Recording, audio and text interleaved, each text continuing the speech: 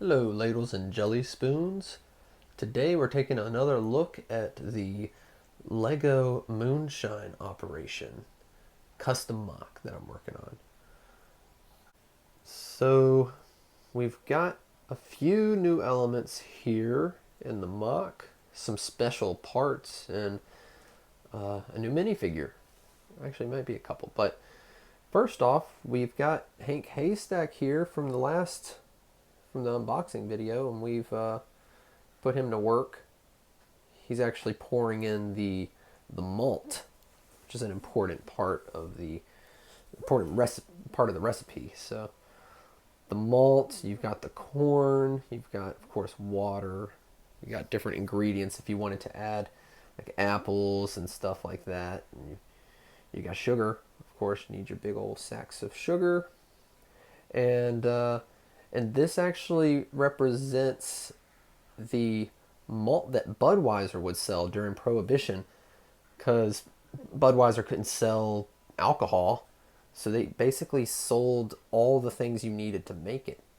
And if you look up the old advertisements, they had red cans with green lids. So temporarily I'm using the studs, the 1x1 rounds, but I'm going to get some basically dots, or what do you call them, circular tiles, to cap those off. And yeah, I think that looks pretty cool. It's a really cool reference. We've got a new little pup here. His tail's straight up, so he's alert, looking out for his, for his owner there. And missing, where is his mistress? I believe oh, yep. My daughter took her and put her somewhere else.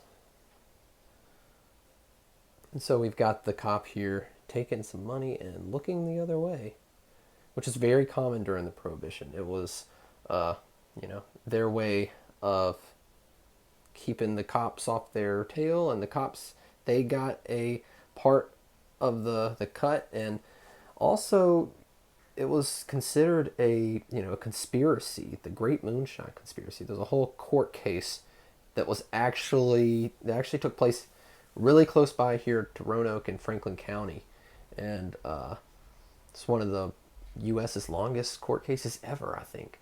But it was a conspiracy because almost 90% of the people that lived there were in some way contributing to the moonshining operation going on there. But that's history for another video.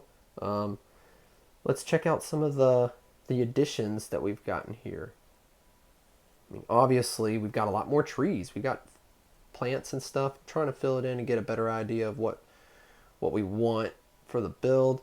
I really like these simple trees that I've come up with just with the parts that I've got. Although I'm running pretty low on these guys. I like those evergreens, but I need a whole lot more to fill it out. But moving on over here, we've got the goat, and we've got this little bunny in the rabbit hole. So I thought that was a nice little kind of Easter egg, kind of like the fish over here in the stream. And added a little ducky there too.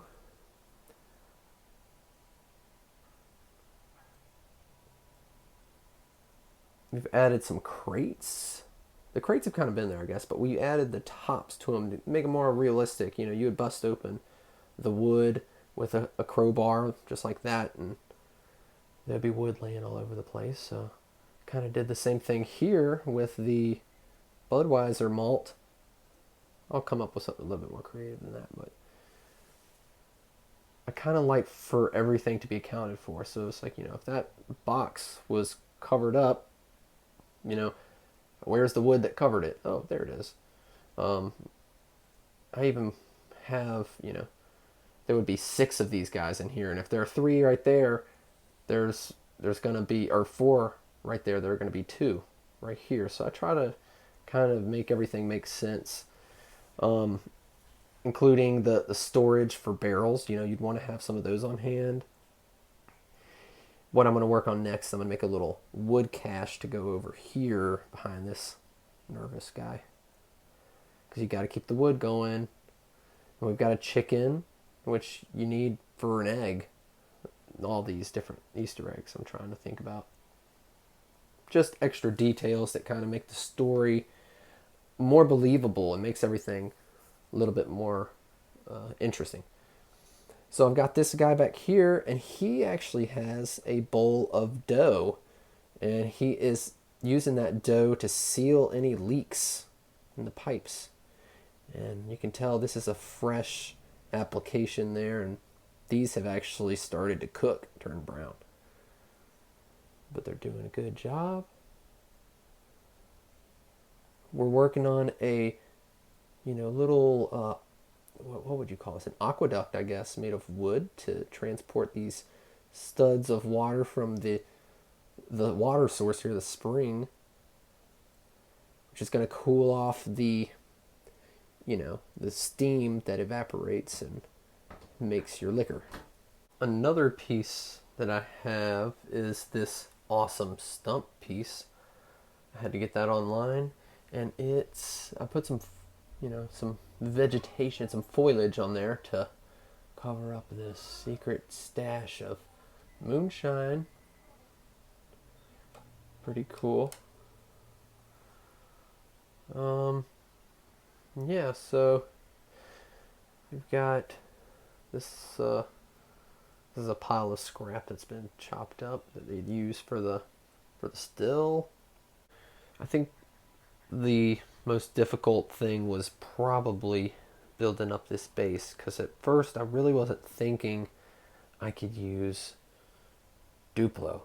I used a lot of these, 2x2 or 2x4 bricks, and then it wasn't until I got all the way over here that I realized, man, I could have used the Duplo bricks.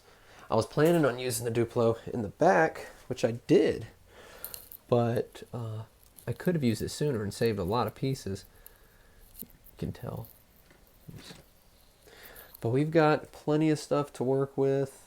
We've got more stuff on the way, mainly minifigures that are going to help contribute to the whole hillbilly aesthetic, basically. I wanted to get this kid, he's wearing the same outfit as that guy, and I don't want him wearing it. I like how he looks. I think he should keep that outfit.